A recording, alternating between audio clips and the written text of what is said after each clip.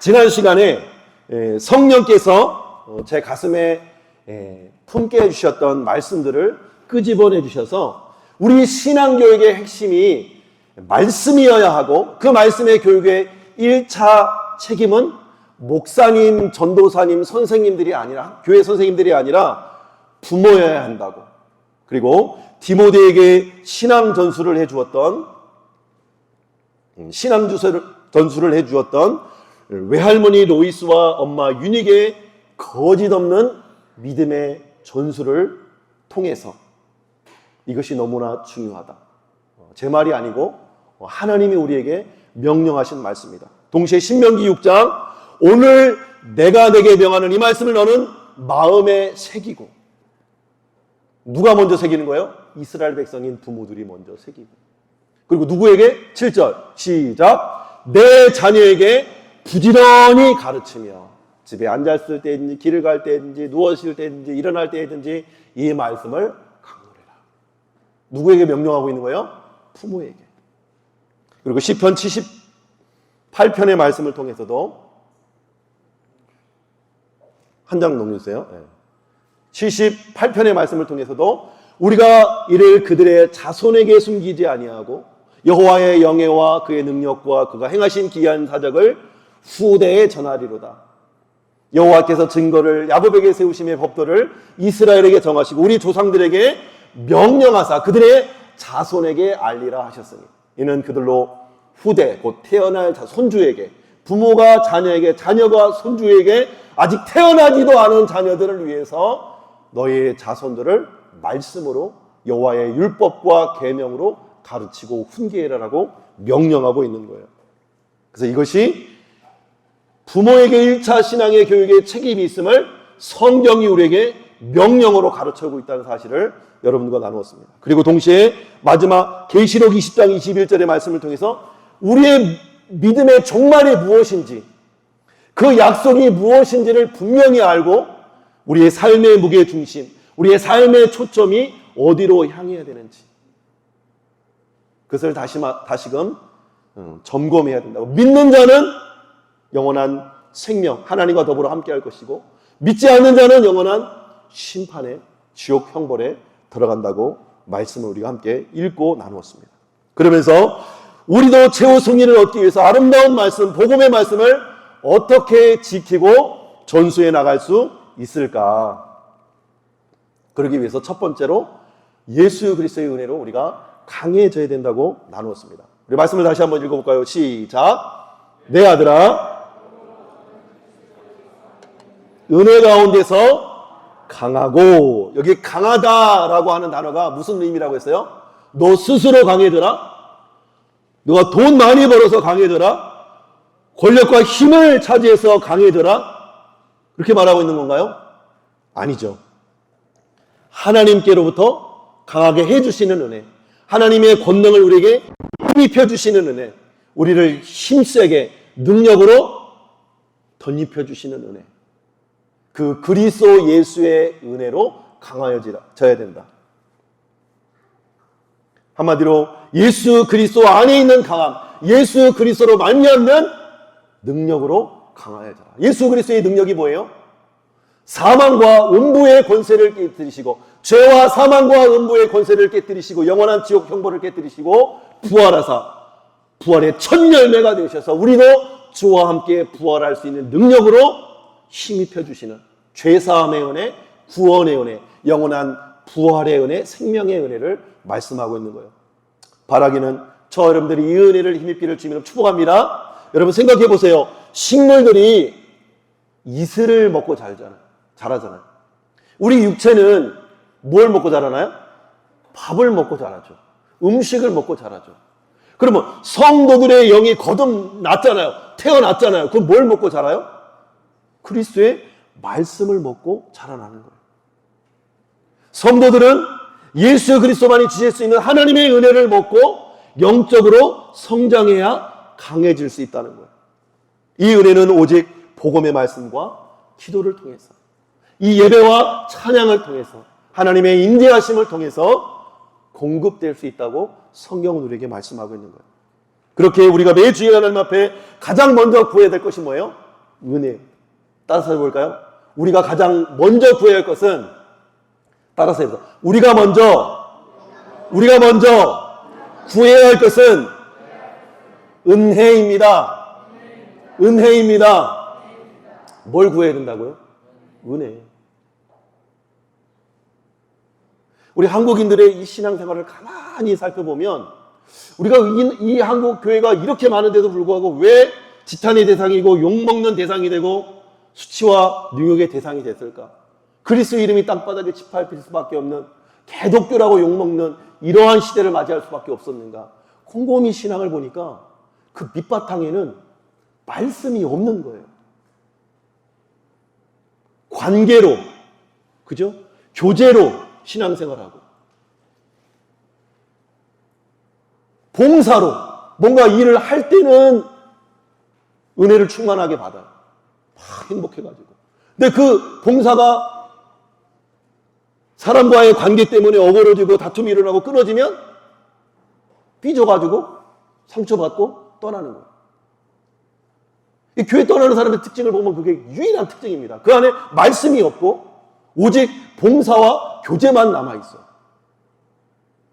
우리 신앙을 한번 점검해 봐야 돼요. 말씀을 아는 것 같아요. 말씀을 들은 풍어른이 있어요. 아브라함이 누군지, 이삭이 누군지, 야곱이 누군지는 알아요. 다윗이 누군지는 알아요. 그러나 그 말씀의 의미가 뭔지, 진짜 왕이 누구이신지를 하나님의 백성, 하나님의 사람들을 통해서 나타내 보여주시고 있는 것들을 보지 못하니까 여전히 내 삶에 내가 주인이 되고, 믿음이, 신앙이 무엇인지 모르고 그렇게 교회를 왔다 갔다 종교생활, 종교 문화 놀이를 하다 보니까 중연불보다 못한 신앙이 돼버린 거예요. 여러분, 그렇게 우리에게 하나님의 은혜가 먼저 힘입해야 되는 거예요. 주님 전전에 나오면서 여러분, 은혜에 대한 갈망이 있나? 오늘 정말 하나님 나에게 어떤 말씀을 주실까? 오늘 나에게 하나님 어떤 은혜를 주실까? 내 삶에 여러 가지 문제와 아픔과 어려움과 고민들이 있는데 이 고민을 어떻게 하나님 나를 만나주셔서 해결해 주실까? 그런 사모함과 갈망이 있으시나? 하나님의 은혜는 충분하다고, 예수면 다 가고 목사님은 못 놓아 외치는데 나의 삶에는 별로 상관없는 것 같아요. 예수님이 다가 아니에요.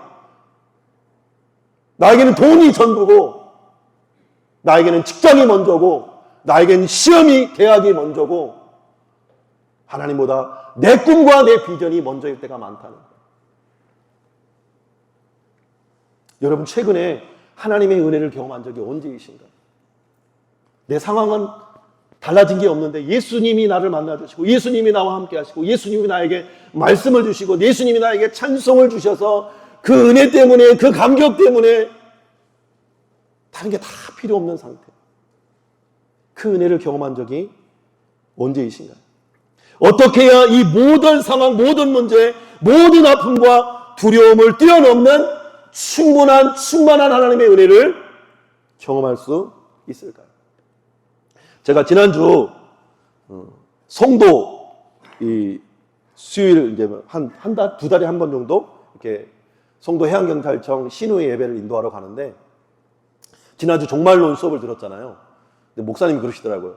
말씀 준비하는데 이미 있던 거 가져가지 말라고. 어떤 말씀이든지 몇 명이 모이든지 그 모임을 위해서 최선을 다해서 목숨을 걸고 말씀을 준비하라고. 그래서 제가 어떤 말씀을 전할까 고민하다가 그래, 책 한 권을 한번 읽어봐야겠다 하고 책을 꺼내들었는데, 이게 하나님, 옛날에 읽었던 책이었는데 하나님의 관점이라는 책을, 이 토미 테니 목사님의 이 책을 다시 한번 들어서 읽게 됐어요. 근데 여기서 우리 도준이가 목사님을 도와줘야 돼. 이 목사님이 엘리베이터를 탈 때마다 예배란 무엇인가 라고 고민하는 가운데에 이런 이미지가 생각이 난대요. 여러분도 한번 생각해 보세요. 도준아, 앞으로 나와봐봐. 앞으로 나와봐봐. 응? 도준이 앞으로 나와봐봐. 오, 좋아요. 우리 박수를 격려하겠습니다. 자, 우리가 가족들이랑 여행을 가잖아요. 앞에 보세요. 자, 도준이 좀 잘생겼죠? 귀엽죠? 자, 여행을 가면 이제 호텔에 들어가잖아요. 들어갈 때든 나올 때 보통 체크아웃 때 그런 것들이 많이 걸려요. 엘리베이터를 체크아웃하면 보통 11시 체크아웃인데 10시 반 막 아슬아슬하게 나오잖아요. 그러면 꼭대기층에서 한 층 내려놓다 사람들이 막 타요. 어른들이 막 타요. 그죠? 어른들이 막 밀려오니까 아이는 시선이 사람들이 꽉꽉 밀렸으니까 어른들 이 허리춤이나 이 진가방에 쌓여가지고 앞을 볼 수가 없는 거예요. 도준아, 자, 이렇게 앞이 가려 있으면 답답해요, 안 답답해요? 무서워요, 안 무서워요? 무서워요. 두려움이 쌓이는 거예요. 근데 이때 도준아, 목사님을 바라봐봐. 목사님 손을 쫙 펼쳐봐봐. 손을 쫙 펼쳐봐봐. 안아주세요 해봐봐. 안아주세요 해봐봐. 안아주세요 하면 아빠가 이렇게 쫙 안아주는 거예요. 자, 안아주면 아빠의 시선으로 이 아이가 올라오게 되는 거예요. 자, 앞에 봐봐봐. 자, 너보다 작네? 도준이보다 작아졌지? 다 컸는데, 그치? 응. 아빠의 시선으로 올라오게 되는 거예요. 이 아이는 이 아빠의 품 안에서 평안함과 자유함을 누리게 됩니다. 근데 얘는 좀 무겁다. 우리 도준이에게 우리 10달란트 우리 도와준 도준이에게 뜨거운 박수로 격려합니다. 자, 차렷 격려. 네, 앞으로 들어가세요 이제.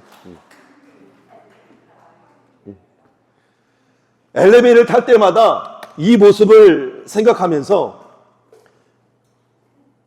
우리가 하나님 앞에 예배하는 것이 뭐냐면 아빠한테 두 손을 펼쳐서 하나님 날 좀 안아주세요. 하나님 날 좀 구원해 주세요. 하나님 날 좀 도와주세요. 항복하는 거예요. 항복.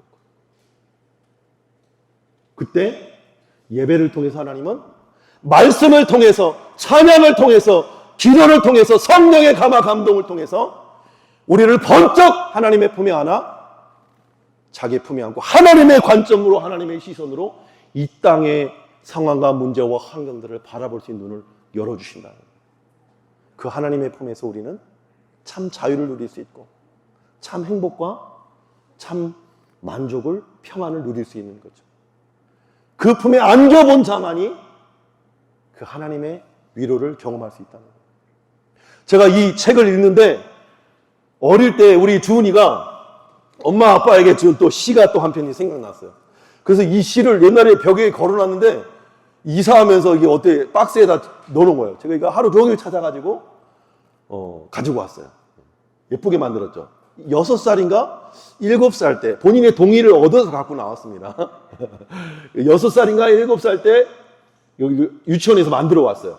내용을 읽어드리면 제목 나의 사랑에게 제목 나의 사랑에게 이주은 엄마는 나를 좋아할 때마다 나를 꼭 안아줘요. 아빠도 나를 좋아할 때마다 나를 꼭 안아줘요.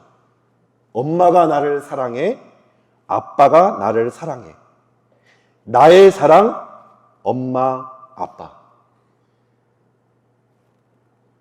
이 아이의 사랑이 엄마, 아빠인 거예요.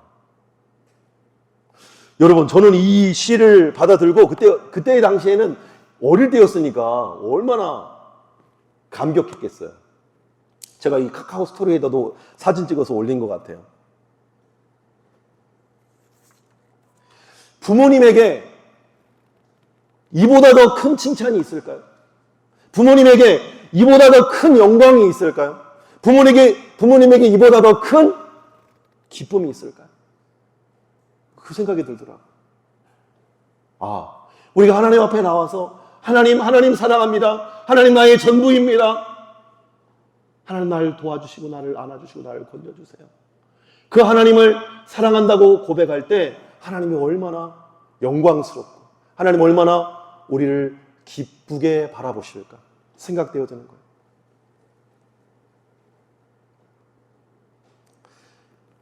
때로 우리가 매주일 예배 가운데 주시는 말씀을 붙잡고 믿음으로 사는 삶을 가지고 하나님 앞에 나와 감사와 찬양으로 하나님 앞에 주님 사랑한다고 고백할 때 그 하나님이 받으실 영광과 기쁨이 얼마나 크겠냐 이 말입니다.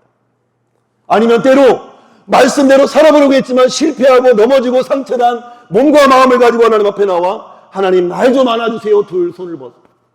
하나님 날 좀 용서해 주세요. 하나님 날 좀 주님 품에 안아주세요. 두 손을 뻗어 하나님의 은혜를 구하는 자에게 하나님이 만나주시고 또한 그 아픔과 어려움 가운데에 우리를 건져주시는 은혜를 주시지 않겠느냐 이 말입니다.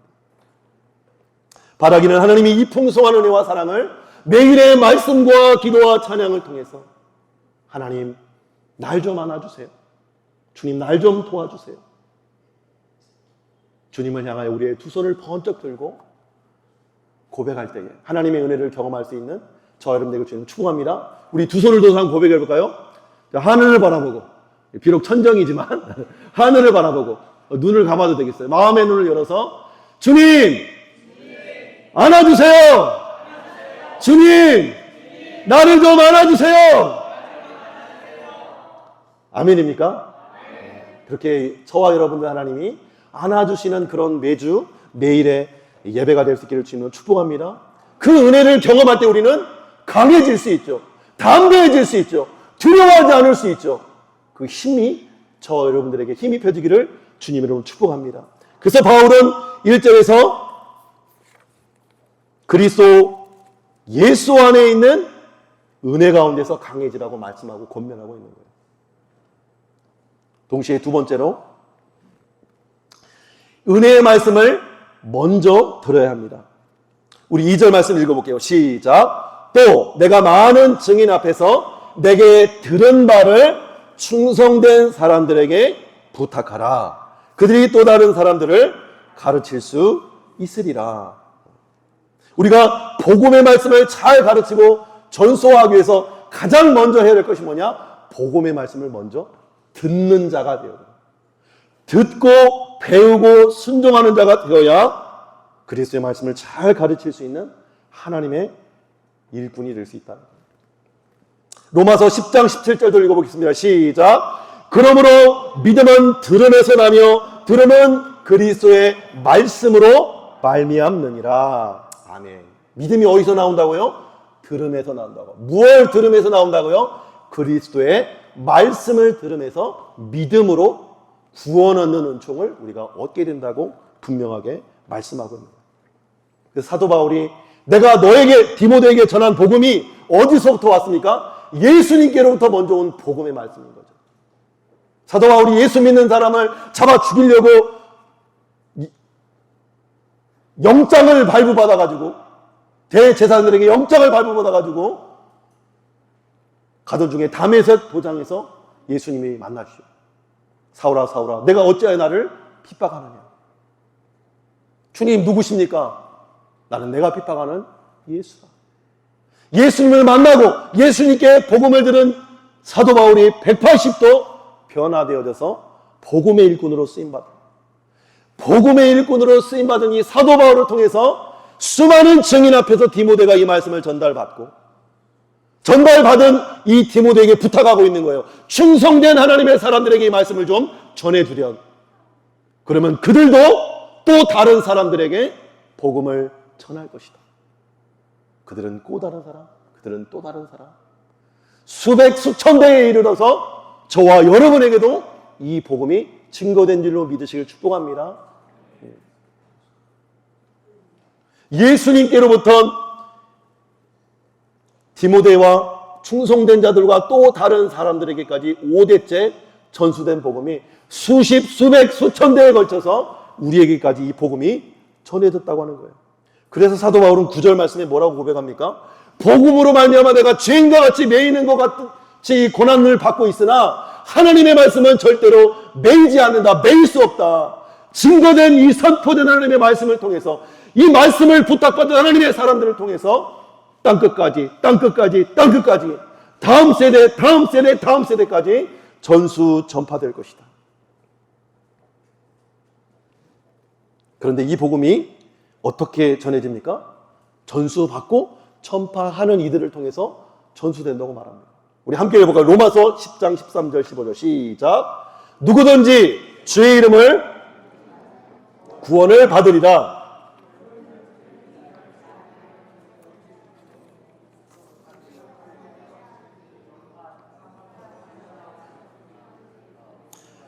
보내심을 받지 아니하였으면 어찌 전파하리요?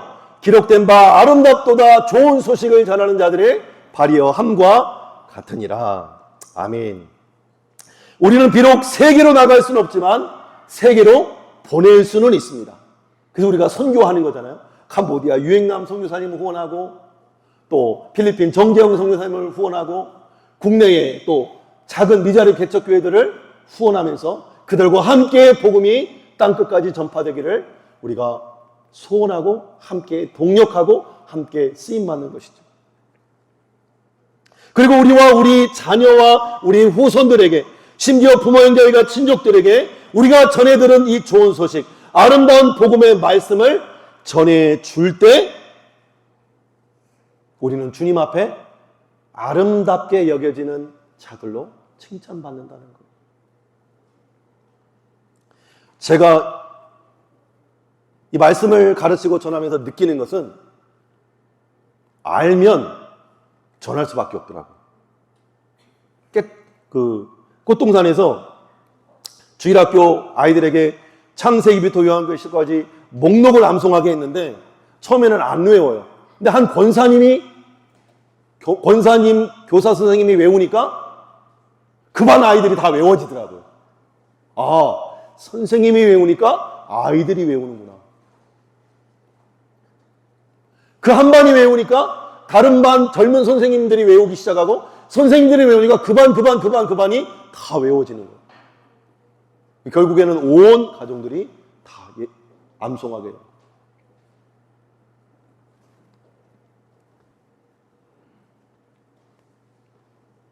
저 여러분들도 이 복음을 내 안에 머물러 두는 것이 아니라 가둬두는 것이 아니라 땅끝까지 우리 가족들에게, 우리 이웃들에게 전할 수 있게 되길 주님의 축복합니다. 그렇게 해서 먼저 어떻게 우리가 하나님의 말씀을 알고 배워야 되는 거죠. 마지막 세 번째로 복음의 말씀을 잘 가르칠 수 있기 위해서는 함께 읽겠습니다. 충성된 사람들에게 부탁해야 된다. 이게 부탁하다라는 단어는 이 파라티테미라는 단어인데 1장 12절과 14절에 12절과 14절에 충성스러운 사람들에게 이 부탁한다라는 단어랑 이 같은 의미를 내포하고 있습니다. 위탁하다, 위임하다, 명령하다, 제안하다, 제시하다, 진술하다. 하나님의 말씀을 충성된 사람들에게 잘 가르쳐서 그들 또한 다음 세대에게 전파할 수 있도록 가르치라는 것이죠. 그렇다면 충성된 사람들은 누구인가? 세 가지 그림을 줍니다. 한번 따라서 해볼까요? 병사, 운동선수, 농부. 이 세 가지 그림 이미지를 주는데 이 세 가지 그림의 핵심이 뭐냐? 3절 말씀입니다. 우리 3절 한번 읽어볼까요? 시작. 너는 그리스도 예수의 좋은 병사로 나와 함께 고난을 받으라. 아멘. 고난을 받으라는 거예요. 충성스러운 일꾼의 모습 중 첫 번째로 그리스도 예수의 좋은 병사로 사도 바울과 함께 사도 바울이 고난받는 것처럼 함께 고난받으라는 것입니다. 여러분, 병사로 부름을 받았다는 것, 병사의 특징이 뭡니까? 군대에 입대하면 소지품을 다 내놓고 겉옷과 속옷과 내의까지 팬티까지 양말까지 다 벗습니다. 그리고 그거를 봉지에 담아가지고 집으로 보냅니다. 그리고 팬티부터 양말부터 신발까지 다 군대에서 지급한 것으로 갈아입힙니다. 거듭나는 거죠. 군인으로. 거기서 끝나는 것이 아니라 군인으로 갖춰야 할 전투력, 전쟁 능력을 갖추기 위해서 뭘 받나요? 훈련을 받죠. 훈련이 바로 병사가 받아야 할 고난인 겁니다. 근데 고난은 누구를 위해서 받는 거예요? 국가가 그들을 모집했잖아요. 병사들을 모집했잖아요. 그러면 나라를 지키고 나라를 이루는 국민들, 우리의 가족들을 지키기 위해서 고된 훈련을 받는 거예요. 군대 가서 특별히 이 실탄을 지급할 때, 사격 훈련을 할 때 가장 고된 훈련을 시켜요. 아주 진을 빼놓습니다. 그리고 군기도 바짝 들게 합니다. 왜? 사고 나면 서로를 죽일 수가 있으니까. 잘못 오발사되면 누구든 다치니까. 생명이 달려있으니까 고된 훈련을 하더라는 거예요. 그리고 누구를 기쁘게? 하나님을 기쁘게. 병사로 모집한 국가와 민족과 가족을 위해서 봉사하듯이 우리 또한 그리스도의 군사로 우리를 부르시고 거룩한 하나님의 자녀로 부르신 하나님의 백성들은 삶에 얽매여 있는 자가 아니라 병사로 모집한 자를, 하나님을 기쁘시게 하는 자가 되어야 된다는 거예요. 그래서 우리가 일하고 공부하고 이 땅에서 살아가는 모든, 심지어 취미생활까지도 우리를 부르신 하나님의 기쁨을 위해서, 하나님의 영광과 하나님의 나라와 하나님의 의를 위해서 쓰임받아야 되는 거예요. 돈 벌기 위해서 그냥 주구장창 일하는 것이 아니고, 그냥 좋은 대학, 좋은 학벌, 좋은 지위를 얻기 위해서 공부하는 것이 아니고, 하나님께 거룩한 군사로 쓰임받기 위해서, 하나님의 복음의 일들을 감당하기 위해서 우리가 일하고 공부하고 취미생활도 한다는 거예요. 여러분, 제가 군대 생활하면서 군대 처음 들어가기 전에 가장 힘들었던 거에 뭔지 아세요? 자유가 박탈되는 거예요. 자유를 잃어버린다고 생각하니까, 내 삶이 없어진다고 생각하니까 너무 힘든 거예요. 근데 군대 가서 어느 정도 시간이 들으니까 밥 주죠, 옷 떨어지면 옷 주죠, 용돈 주죠. 편안해지는 거예요. 안정이 되는 거예요. 우리가 그리스도의 복음과 함께 고난을 받아야 하는 이유도 마찬가지입니다. 생명 때문입니다. 영원한 생명 때문에, 주님이 열어놓으신 부활의 소망, 영원한 천국 소망이 있기 때문에 우리는 이 땅에서 복음 위에서 고난을 받는 거예요. 마찬가지, 운동선수 마찬가지.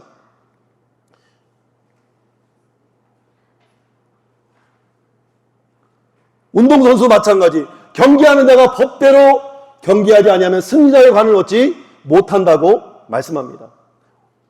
여기 법대로라는 단어 역시도 고난을 의미합니다. 규칙을 지키고 또 체급에 맞게 경기하려면 다이어트도 해야 되고 운동도 해야 되고, 그렇죠? 나를 경기에서 이길 수 있는 사람으로 훈련해 가야 됩니다. 훈련의 고난을 의미하는 게 이 법대로라는 단어는 훈련을 내포하고 있는 단어입니다. 그래서 운동선수로 부름받은 선수 역시도 법대로, 규칙대로, 체급에 맞게 경기하여 승리하고 상을 얻기 위해서 훈련, 곧 고난을 받는 것이죠. 충성된 병사요, 그리스도의 경기하는 운동선수처럼 우리 역시도 말씀을 배우고 말씀대로 살아내는 훈련이 필요하다는 것입니다. 그 훈련으로 인해 고난받고 인내의 인내를 거듭한 하나님의 자녀들에게 마침내 승리하고 승리의 관을 얻게 되는 약속을 주신 거예요. 우리 한번 읽어볼까요? 요한계시록 21장 7절 시작. 이기는 자는 나는 그의 하나님이 되고 그는 내 아들이 되리라. 이 디모데후서 4장 7절 8절에 사도 바울도 고백하는 거예요. 나는, 함께요, 시작. 나는 선한 싸움을 싸우고 나의 달려갈 길을 마치고 믿음을 지켰으니 이제후로는 나를 위하여 의의 면류관이 예비되었으므로 주 곧 의로우신 재판장이 그날에 내게 주실 것이며 내게만 아니라 주의 나타나심을 사모하는 모든 자에게도니라. 아멘. 저 여러분들에게 이 약속이 보장된 줄로 믿습니다. 믿음을 가지고 믿음의 선한 싸움을 싸우고 믿음의 경주를 하는 자, 그리스도의 병사처럼 우리를 부르시고 우리를 택하신 하나님을 기쁘시게 사랑하는 자, 그들에게 이 약속을 주신다는 거예요. 마지막, 수고하는 농부가 곡식을 먼저 받는 것이 마땅한 것처럼 수고한다는 것 역시도 고난받는다는 것이죠. 농부가 열매 맺기 위해서 가라지를 솎아주고 비가 오고 바람이 불면 또 살펴야 하고 해충이 일어나면 또 약을 쳐줘야 하고 수많은 수고와 고난 끝에 열매를 얻게 되면 그 첫 소산의 혜택은 농부 자신이 먼저 받게 된다는 거예요. 이것이 당연한 것처럼 하나님의 복음의 씨앗을 눈물로 인내로써 뿌리는 이들에게 기쁨으로 단을 거두게 하시는 하나님의 은혜가 약속되어 있다는 거예요. 한번 읽어볼까요? 시작. 울며 씨를 뿌리러 나가는 자는 반드시 기쁨으로 그 독식단을 가지고 돌아오리로다. 아멘. 사랑하는 성도 여러분, 우리가 하나님의 말씀을 잘 가르치기 위해서 은혜로 강해져야 되고 말씀을 먼저 들어야 되고 충성된 사람들에게 부탁해야 되는데 좋은 병사, 운동선수, 농부처럼 고난을 기꺼이 감수해야 된다. 그러나 오늘날에는 오늘날에는 우리가 예수 복음 전한다고 고난 받나요? 핍박을 받나요? 그렇지 않죠. 그러나 예수 복음을 알기 위해서 우리가 기꺼이 훈련받고 말씀을 배우고 매일 큐티와 매일 기도와 매일 말씀에 나를 복종시키는 이 날마다의 자원하는 훈련이 있을 때, 자원하는 고난이 있을 때 비로소 우리는 하나님의 말씀을 잘 가르칠 수 있는 충성된 일꾼으로 훈련되고 준비될 수 있을 줄로 믿습니다. 여러분들의 이 은혜가 힘이 펴지기를 주님으로 축복합니다. 축복합니다.